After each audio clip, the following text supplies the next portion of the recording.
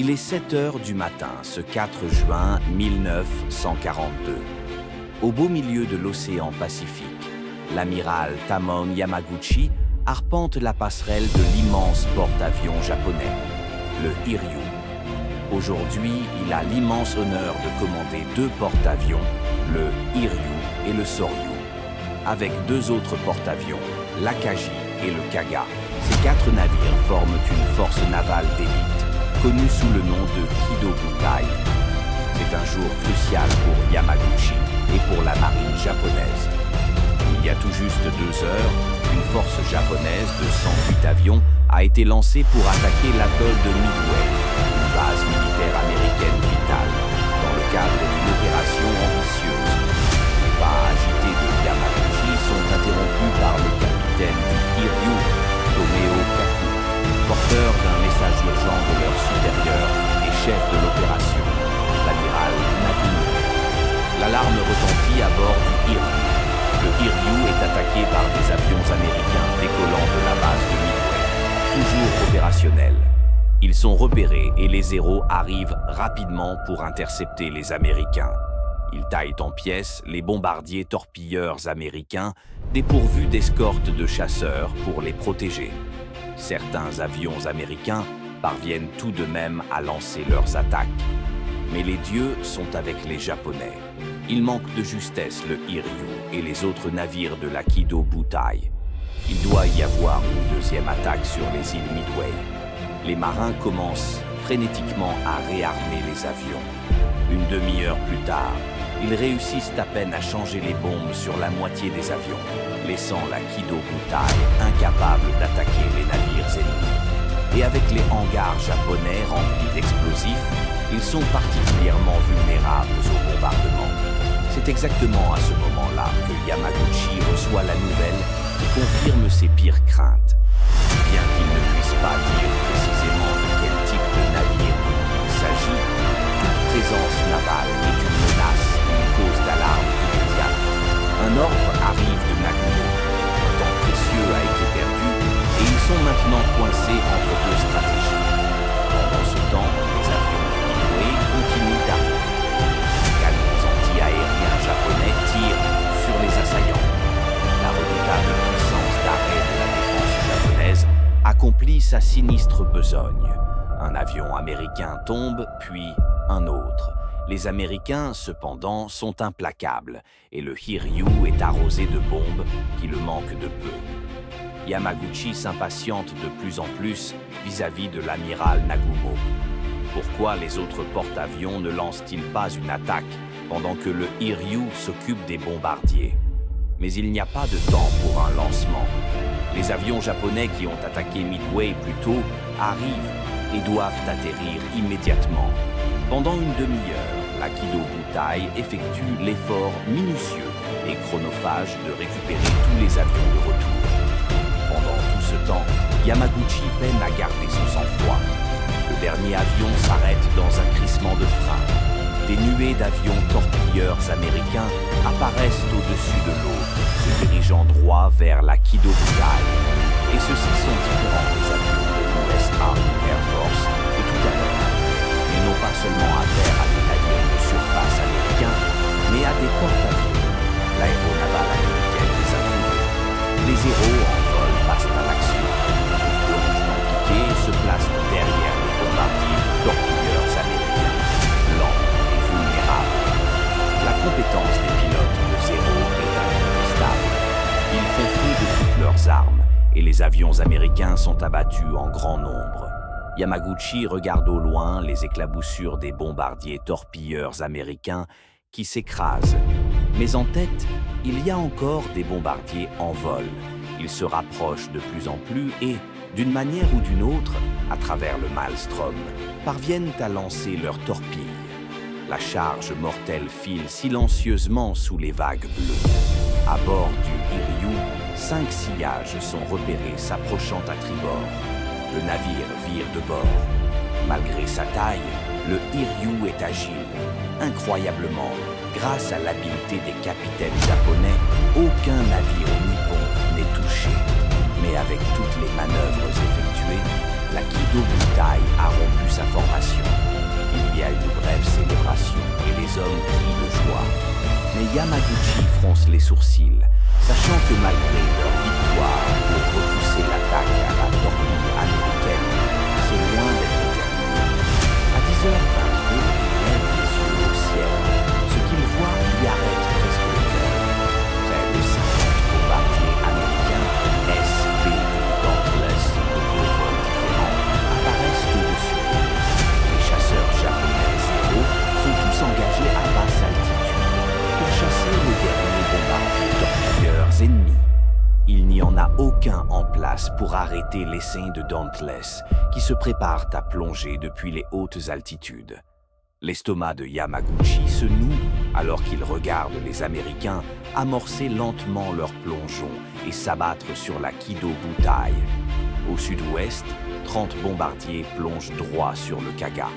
Les tirs anti-aériens serpentent vers le ciel, alors que les Japonais déploient un mur de plomb. Mais ce n'est pas suffisant. À bord du Kaga, les ponts des hangars sont jonchés de bombes et de torpilles. Une série d'explosions catastrophiques déchire le navire. Yamaguchi voit la boule de feu et ressent l'onde de choc, mais n'a même pas le temps de réaliser l'ampleur du désastre sur le Kaga. Il se retourne vers l'est pour voir 17 Dauntless plongés sur le surtout. Les bombes sont larguées. Il y a une explosion. À travers la mer enflammée, Yamaguchi se tourne vers l'Akagi, le navire amiral de son supérieur, l'amiral Nagumo, pour voir seulement 3 Dauntless plongés sur lui. Ils fondent sur lui et larguent leur charge. Une bombe est lâchée. Deux bombes ratent leur cible, mais il y en a une troisième, et elle s'écrase au milieu du pont d'envol, pénétrant dans les ponts inférieurs et explosant. Des explosions secondaires dévastatrices suivent bientôt. Tout ce qui reste de la Kido Butai, c'est Yamaguchi et son navire, le Hiryu. Alors qu'une vague de bombardiers en piqué, désormais à court de bombes, est contrainte de se désengager et de rentrer, Yamaguchi se retrouve aux commandes de la dernière capacité de frappe de la Kido Butai. Il est saisi d'un sentiment de détermination. Yamaguchi s'autorise un léger sourire et fait un signe de tête à son second. Les 24 avions décollent, menés par le lieutenant Michio Kobayashi, commandant des bombardiers en piqué du Hiryu. En route vers les porte-avions américains, la formation rencontre un groupe d'avions de l'US Navy. L'escorte de chasseurs japonais se détache pour engager le combat et se retrouve à la trêve, laissant les bombardiers sans protection. À 11h55, Kobayashi aperçoit la flotte américaine à environ 25 miles de distance. Il fait grimper ses 18 bombardiers en piqué pour prendre de l'altitude. Les avions japonais volent dans 2 groupes de 9, l'un légèrement au-dessus de l'autre, prêts à attaquer. Juste au moment où 12 chasseurs américains, Wildcat, se précipitent sur les lieux. Le premier groupe de bombardiers japonais est attaqué par 5 Wildcats. Les 7 autres Wildcats attaquent le deuxième groupe japonais de front. Sans escorte de chasseurs, cela devient vite un massacre, alors que les avions japonais tombent rapidement du ciel. Le temps que 4 chasseurs zéro de l'escorte rattrapent leur retard, les dégâts sont déjà faits. Il ne reste plus que 10 Vals, dont 2 ont largué leurs bombes pendant la mêlée afin de manœuvrer. Un lieutenant Kobayashi, désespéré, aperçoit un porte-avions américain en contrebas. C'est l'USS Yorktown. Malgré les pertes, il est déterminé et fait signe de commencer l'attaque. Les 8 avions armés se séparent en 2 groupes, prêts à plonger. Un groupe de 3 se dirige vers l'est et l'autre groupe de 5 tourne pour approcher en sortant du soleil. Les tirs anti-aériens serpentent vers les Japonais alors que les artilleurs du navire jettent tout ce qu'ils ont sur les assaillants. La bravoure des pilotes japonais est incontestable et ils persévèrent. Les bombes sont larguées. Le lieutenant Kobayashi est vu pour la dernière fois au milieu de l'action au-dessus du Yorktown, alors que son Val est touché et tombe. Puis 2 autres subissent le même sort. Mais 3 bombes successives font mouche sur le Yorktown. La première bombe pénètre le pont du hangar. La deuxième tombe juste à côté de l'îlot, au milieu du navire. La dernière frappe l'ascenseur et explose profondément à l'intérieur de la coque. Les 5 valses restants font demi-tour pour rentrer. À la fin de l'attaque, l'unité de bombardier en piqué du Hiryu est anéantie. 13 des 18 valses ont été abattues et 3 chasseurs zéro ont également été perdus. Malgré les pertes, l'attaque n'a pas été vaine. D'après les rapports des avions de reconnaissance, Yamaguchi sait qu'il fait face à 3 porte-avions américains. Il fait appel au lieutenant Joichi Tomonaga. Il jette à l'origine la frappe du matin sur Midway. L'avion de Tomonaga a été endommagé pendant la frappe du matin et était techniquement considéré comme inutilisable. Les techniciens du Hiryu le rafistolent du mieux qu'ils peuvent, mais les réservoirs de carburant fuient abondamment. Il monte dans son avion endommagé d'un air solennel, sachant que c'est une mission sans retour. 1 heure après le décollage, Tomonaga aperçoit la force opérationnelle américaine à environ 35 miles de distance, avec un porte-avions apparemment intact. Tomonaga ne sait pas qu'il s'agit en fait du Yorktown, précédemment endommagé.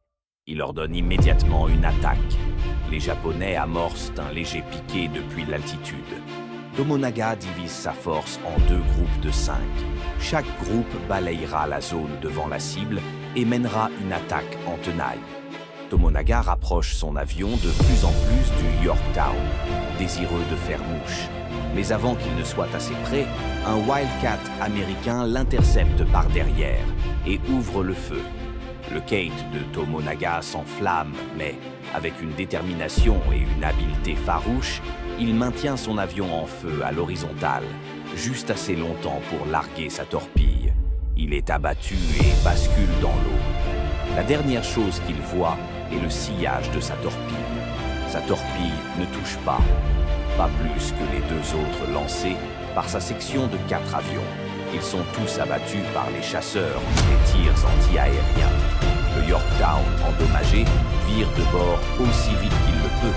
Mais au moment où il le fait, la deuxième force de 5 avions file vers la poupe à bord. Le système de largage de l'un des avions torpilleurs tombe en panne. 4 torpilles sont lancées. Elles foncent vers le navire qui manœuvre désespérément. 2 explosions dévastatrices secouent le côté bâbord. Le navire s'arrête immédiatement et prend une gîte de 23 degrés. Leur travail est terminé. Les avions survivants retournent au Hiryu. Malgré les lourdes pertes, le débriefing des pilotes survivants donne à Yamaguchi des raisons d'espérer. Yamaguchi pense avoir neutralisé un 2e porte-avions américain et il planifie une 3e frappe pour 18 heures. Mais avant qu'il puisse mettre son plan à exécution, l'optimisme de Yamaguchi est brisé. À 15h50, un avion de reconnaissance japonais annonce par radio que 2 autres porte-avions américains opèrent dans une autre grande force opérationnelle située au nord-ouest, à environ 120 miles du Hiryu. Les pires craintes de Yamaguchi se réalisent. Un peu plus d'1 heure plus tard, à 17h, 24 avions américains apparaissent au-dessus de leur tête. 6 bombardiers d'Angeles plongent sur le Hiryu, mais le navire vire brusquement à bâbord. Les artilleurs japonais déclenchent leurs canons et tous les avions ennemis manquent leur cible. Bientôt, 14 autres bombardiers en piqué se dirigent vers le Hiryu. Le Hiryu est encadré de gerbes d'eau blanche alors qu'il vire violemment.